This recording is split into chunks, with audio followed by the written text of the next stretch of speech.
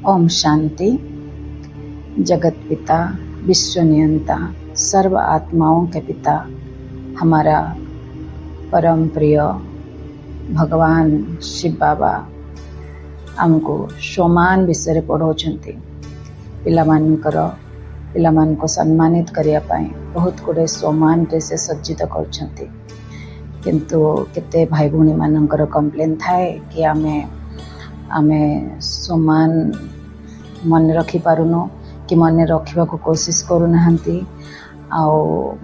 तार को प्रैक्टिस करके तार फायदा भी उठे पारना, तार लाभ भी उठे पारना। तो आमे तार आज फायदा आ सोमान रे न रहिले आमर कौन नुकसान होची से विषय जानिबा। तो सोमान एक्चुअली कौन दुनिया रे आमे आज पर्यंत कौन देखी आसीचे कि भारत सरकार मध्य जो माने विशिष्ट सेवा करती, जमती धरी नियंतु भारतीय सेना रे विशेष सेवा करथिबा व्यक्ति माननको, ऑफिसर माननको नहले जवान माननको बहुत बड़ बड़ सम्मान दिया जाए। भारत सरकार सम्मानित करती। परमवीर चक्र थाए, महावीर चक्र, वीर चक्र, सेना मेडल, अशोक चक्र, शौर्य चक्र, ये सब भारतीय सेना रे थिबा विशिष्ट व्यक्ति माननको मिले। कला क्षेत्र रे आउ समाज रे किछि विशेष सेवा करथिबा व्यक्ति माननको मध्य भारत सरकार पद्मश्री, पद्म विभूषण इत्यादि बहुत बड़ बड़ सम्मान रे सम्मानित करती। बाबा कहते से तो मनुष्य माननको सम्मानित कले, मु तुमको केते गुड़े सोमान दोची आ मु तुमको सम्मानित भी करुची आ सोमान रे मु तुमको सजोची। तो सोमान, सो को मान देवा। तुम्हें आज पर्यंत समस्त को मान देइच, सम्मान देइच, किंतु निज प्रति तुमरो सेते सम्मान बढ़ुनी कहीं। तुम्हें निज को सम्मानित कर, सोमान रे सजाओ। से बाबा आमको सोमान दौरान। ये सोमान जिनसटा कौन बुझापी आमे गोटे कहानी आरंभ करवा। कहानी है हनुमान कर।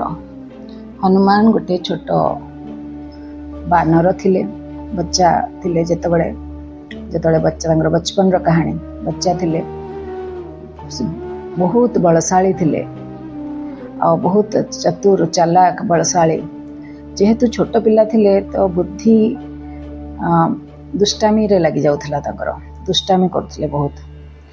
तो से केबे किछि सब मनुष्य मानकर नुकसान, गाँ वालांकर समस्तंकर नुकसान कर दउथिले।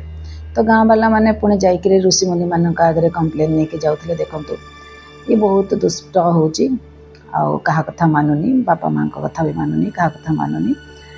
तो कौन करवा। तो ऋषि मुनि शुणती दुष्टामी कथा टिके हसी दियंती आ छाड़ी दियंती ताको। आ कौन करि परिबे, पिलाटा तो होची सेमती छोट पिला अछि, ताको कौन बुझे हबो। तापरे तो कौन है, गोटे दिन खेलु खेलु से देखिले सूर्य उदय होचंती सकाळु सकाळु। कहानी एटा जाइकी सूर्य को गिळीदेले, कमला भाविकी सूर्य को गिळीदेले। तो एने सकाळ होइतला, वर्तमान एने संगे संगे अंधकार हो गला, चारिआड अंधकार आ रात्रि हो गला। वापस सूर्य को गिळीदेले। तो ऋषि मुनि मध्य चकित हो गले, गाँ वाला मध्य विरक्त होइकरी हो हल्ला करके जाइए ऋषि मुनि पाखे पहुँचले। तो ऋषि मुनि माने ताकू सामना को आनिले, ताकू धरिकी तापरे ये करदेले, श्राप देदेले कि तुम्हें साधारण बानर भव। तो श्राप देदेले, तुम साधारण बानर बन जाओ। सेठू तांको मुखिया जे फैमिली जाम्बवान जे हनुमान फैमिली किछि समय पर, किछि घंटा पर से सेठू आसी पहुँचले। कहले देखंतु किछि गोटे ताकू साधारण बानर पई आपण श्राप देदेले जे किछि गोटे विशेष कार्य ता द्वारा हबार थिबो, सेइथपई तो भगवान ताको एते बलशाली बनैछंती, नहले आउ केउ बानर भितरे एते बल नाही जेतिके ता भितरे अछि। आपण किछि टिके कृपा करंतु। से कहले अच्छा ठीक अछि, एबे तो तार बलर आवश्यकता नाही, तार शक्तिर आवश्यकता नाही। जो समय रे राम आसीबे और राम को दरकार पड़िबे, सेतबेले आपण निजे जाम्बवान को कहले आपण निजे जेतबेले तांको स्मृति देबे, से स्मृति रे से स्मृति द्वारा से वापस सबू तांकर सबू जो बल विशेषता सिद्धि से सबू जिनस वापस मिल जाव। से सेठू प्रसन्न है कि घर को आसिले। से दिन ठू आमर हनुमान साधारण बानर है कि बुलिले आ किसी कष्ट ना कहार किसी कंप्लेन ना एमती हो विवाह हो गले। से भितर से विवाह हवा समय राम आसिचंती वनवास रे सीता लक्ष्मण को लेकिन तापरे सीता चोरी हो जाइए। तापरे कौन करेंगे से सेठू जाकि बानर मान सहित मिसिकी रावण सहित युद्ध करने निर्णय नेले। तापरे सब बानर मान को एकाठी कले। सुग्रीव तांकर जे राजा एकाठी कले। तो डिसीजन निगला कि लंका पारी कर माने समुद्र पारी करी लंका को किए जीव सीता को ठाब करने। सेठू जाम्बवान कहले तो सबू बानर माने संकुचित हो गले कि डरीगले टिके संकोच कर आरंभ कले कि समुद्र पारी करी लंका को डेईकरी उड़ीकी जीवार ताकत नहीं बोलिकी। सेठू जाम्बवान कहले ये आमर हनुमान जीव। तो हनुमान आहरी डरीगले कि नाई नाई मु तो केबे हेले करि परिबिनी मोर एते बल नहीं कि मु समुद्र डेईकी जीवी। सेठू तांको ये कले जाम्बवान कहले नुहे नुहे। से सब कथा जनइले सब कहानी शुणेले समस्त को जनइले कि पुत्र तुम्हें बहुत स्पेशल बहुत विशेष आत्मा तुम्हें हेले ज्ञान आ गुणर सागर आ तुम्हें हेल कपि मानक भितर श्रेष्ठ आ तुम्हें अतुलित बलर अधिकारी। तुम्हें पवन पुत्र पवन ठू भी अधिक क्षिप्र गति तुम्हें उड़ी पारिबार शक्ति अच्छी तुम भितर। आ तुम्हें महावीर तुम्हें विक्रम तुमर हाथ वज्र समान तुमर तेज बहुत आ तुम्हें बहुत प्रतापवान आ तुम्हें विद्यावान गुणी आ तुम्हें अति चातुर आ राम काज करिबे को आतुर माने रामंकर काम करने तुम्हें सब आतुर उत्कृष्ट उत्कंठा तुमर। तुम्हें दरकार पड़े विराट रूप भी धारण कर तुम्हें दरकार पड़े सूक्ष्म रूप भी धारण कर यही प्रकार तुमर अनेक अनेक गुण से गाइले तांकर हनुमानकर। जेतेबेले से गुणगान कले तांको से श्राप कहतु किंबा आशीर्वाद कहतु आशीर्वाद फलीभूत है एवं ऋषि मुनि मानकर आ से तांकर साइज बड़ हबार लगिला। माने आमे देखिचे टीवी रे कि छोट हनुमान गोटे से बहुत बड़ हो गले विराट बड़ साइज तांकर हो गला। कहानी एटी सरला। या परे आमे देखिबा कि आमे भी हेले शिवपुत्र आमे आमे आत्मा माने ब्राह्मण आत्मा माने आमको जेतले शिव बाबा निजे आमर महिमा वर्णन कले आमको सम्मान दबा आरंभ कले कि तुम्हें महान आत्मा तुम्हें श्रेष्ठ आत्मा तुम्हें पुण्य आत्मा तुम्हें पूज्य आत्मा तुम्हें पूर्वज आत्मा जेतले आमको भी आमर महिमा गान करने आरंभ कले सेतले आमे माने मध्य बहुत ऊंचा अनुभव करुचे आउ बहुत आमे खुशी भी अनुभव करचे। तेणु सोमान जो ये सब सोमान बाबा जो आमको कहते आती नुहे 2टा 4टा नुहे 6टा 8टा नुह आमको हजार हजार हजार हजार प्रति मुरली रे आमको किसी ना किसी सोमान आम काढ़ी पारिबा निजे बनै पारिबा क्रिएट करि पारिबा। आउ से सोमान जदि आम सब सारा दिन चिंतन रहिबा ताहले आम बहुत खुशी आउ नशा चढ़िबो फास्ट तो नशा चढ़िबो बहुत खुशी रे रहिबा चेहरा हर्षित आपे आपे हो मेहनत करिया को पड़िबनी आ सारा दिन आमर बहुत खुशी रे कटिबो भगवान कर शक्ति से समान जोगु कहीं भगवान को प्रदत्त को साधारण व्यक्ति तो दे नाहंती। तो आमे से समान रही से खुशी रही से कर्तव्य करवा भी आरंभ करवा। जदि बाबा कहे विश्व कल्याणकारी तो हमको फील हम कि मु तो विश्व कल्याणकारी तो मो विश्वर कल्याण पर बसी जाए ग्लोब उपर ये समान रे जो से ग्लोब उपर बस से कल्पवृक्ष मूल बसी जा अभ्यास करवा आरंभ कर।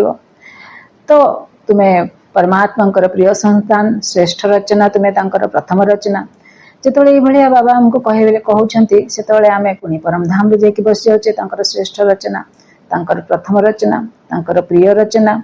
तो परम धाम रे मो आत्मा बिंदी बने कि बिंदी से बाबा सहित बस जाऊे। तो ये आम अभ्यास करुचे तो समान रे बहुत नशा चढ़ो आ खुशी रहिबो। आउ जितेबाला आम बाबा कहते तुम्हें समान रे रुह आदि तुम्हें समान रे न रोच ताहले कौन हो समान रे जे न रहिबो बाबांकर महावाक्य किसी अभिमान आसीबो, कथा कथार अभिमान आसीबो। देखंतु दुनिया सांगरे टिके टाली करंतु। आमे जेतेबेले आगुरु बाबांक ज्ञान पाइ नथिले कथा कथार आमको भी अभिमान आसुला, बहुत अभिमान आसुला। तो अभिमान अरे रहीकि पुणी धीरे धीरे आमे जेतेबेले मते पचारलेनी, मते कहिलेनी, के भी हो, कहा सहित हो, फ्रेंड्स होंतु, परिवार होंतु किंबा आपणकर कर्म क्षेत्र रे किए होंतु, कथा कथार हमको अभिमान आसुला, मुह सुखी जाउतला, मन दुख होउतला कि मते अभिमान आसीथला। तापरे जी अभिमान रे रहिबो से धीरे धीरे अपमानित मध्य अनुभव करियो, आरंभ करियो। देखंतु केते बड़ कथा, अभिमान कुआडे नहीं कि जाउची, अपमानित अनुभव करिवे आपण कथा कथारे कि मते पचारनाते, अपमानित अनुभव करिवे। तो ये समान रहबार फायदा कौन, आउ केते नशा और खुशी रहे, नुकसान कौन हम, अभिमान आसीबो। जे समान नहीं ताको निश्चित अभिमान आसीबो, आ से अपमानित फील करियो। केते मानसिक जंत्रणा रो बाबा हमको मुकुळे दउछंती। तेणु आम समान अभ्यास निहाती भाव में करवा, बहुत प्यार से करवा, दिल से करवा, एव्री डे करवा। जमीती हेले सबुदिन जदि आपण किछि ना किछि समान को अभ्यास रे आनिबे ताहले हमर पूरा पुरुषार्थ एकदम सहज पुरुषार्थ हो। तेणु वर्तमान मु आपन को केते गुडे के समान कहूची जोटा कि आपण प्रतिदिन करिवे। समान रो बाबा कहते लिस्ट बनाओ, तळको तळको लेखिक लिस्ट बनाओ। समान रो बाबा कहते तुम माला बनाओ तार एते तो जेते जो जो समान रे आपन को भल लगुची, मजा आसुची, एंजॉय करूछंती, खुशी लगुची, नशा चढ़ुची, से समान गुड़ाक आपन गुरा डेली प्रैक्टिस कर। प्रथमे तो खातारे लिखि लिखिकी अभ्यास करंतु, डेली प्रैक्टिस हो गला परे तापरे आपन ताको सबले गाइबे, माला गुंथिबे। तो बहुत बाबांकर भाषा, तो बहुत आपन को जीवन सुंदर लागिवो। तो आमे केते गोटे समान वर्तमान आपन चाहिले लिखि पारिबे। मैं संपूर्ण निरोगी आत्मा हूँ, मैं भाग्यवान आत्मा हूँ, मैं धरती का सितारा हूँ, मैं संपत्तिवान आत्मा हूँ, मैं गुणवान हूँ, मैं महान आत्मा हूँ, मैं शुद्ध पवित्र आत्मा हूँ, मैं स्वच्छ निर्मल आत्मा हूँ, मैं निराकार हूँ, मैं पूर्वज हूँ, मैं पूज्य हूँ, मैं आत्मा सत्य हूँ, मैं आत्मा चैतन्य हूँ, मैं संपूर्ण स्वस्थ आत्मा हूँ, मैं संपूर्ण स्वस्थ आत्मा हूँ, मैं ईश्वरीय संतान हूँ, मैं ईश्वरीय विद्यार्थी हूँ, मैं ऊंचे ते ऊंचा बाप का बच्चा हूँ, मैं ऊंचे ते ऊंचा ब्राह्मण आत्मा हूँ, मैं ब्राह्मण पुरुषोत्तम हूँ, मैं साधारण मनुष्य आत्माओं से उत्तम हूँ, मैं देव आत्मा हूँ, मैं विश्व रचता बाप की श्रेष्ठ रचना हूँ, मैं उनकी पहली रचना हूँ, मैं डायरेक्ट भगवान की रचना हूँ, मैं शिववंशी ब्रह्मा कुमारी हूँ, मैं जगत माता हूँ, मैं ब्रह्मा मुखवंशावली ब्राह्मण हूँ, मैं त्रिकालदर्शी हूँ, मैं त्रिनेत्री हूँ, मैं नॉलेजफुल हूँ, मैं शालिग्राम हूँ, मैं भगवान के साथ पार्ट बजाने वाली आत्मा हूँ। देखो तो कितने बड़ बड़ टाइटल बाबा हमको दौरान, सम्मान हमको दौरान। मैं संसार को देने वाली आत्मा हूँ, मैं खुशनसीब आत्मा हूँ, मैं तकदीरवान आत्मा हूँ, मैं ब्राह्मणों में श्रेष्ठ ब्राह्मण हूँ, मैं कोटों में कोई में भी कोई आत्मा हूँ, मैं मास्टर ब्रह्मा हूँ, मैं श्रेष्ठ संकल्पों की रचनाकार हूँ, मैं कल्प कल्प की अधिकारी आत्मा हूँ, मैं कल्प कल्प की विजयी आत्मा हूँ, मैं निर्भय हूँ, मैं निर्लोभी हूँ, मैं निर्मोही हूँ, मैं ज्ञान सागर के चात्रक हूँ, मैं मास्टर मुरलीधर हूँ, मैं विश्व कल्याणकारी हूँ, मैं विश्व सेवाधारी हूँ, मैं मास्टर रचयिता हूँ, मैं भरपूर बन औरों को भी भरपूर करने वाली आत्मा हूँ, मैं पावन प्रवृत्ति से पावन दृष्टि से सृष्टि को परिवर्तन करने वाली आत्मा हूँ, मैं पावन वृत्ति से पावन दृष्टि से सृष्टि को परिवर्तन करने वाली आत्मा हूँ, मैं सदा पावन संकल्पधारी आत्मा हूँ। मैं सदा बाप की छत्र छाया में रहने वाली श्रेष्ठ आत्मा हूँ। मैं सदा बाप दादा के नजरों में समाई हुई आत्मा हूँ। मैं पद्मा पदम सौभाग्यशाली आत्मा हूँ। मैं भगवान के दिल तख्त नसीन आत्मा हूँ।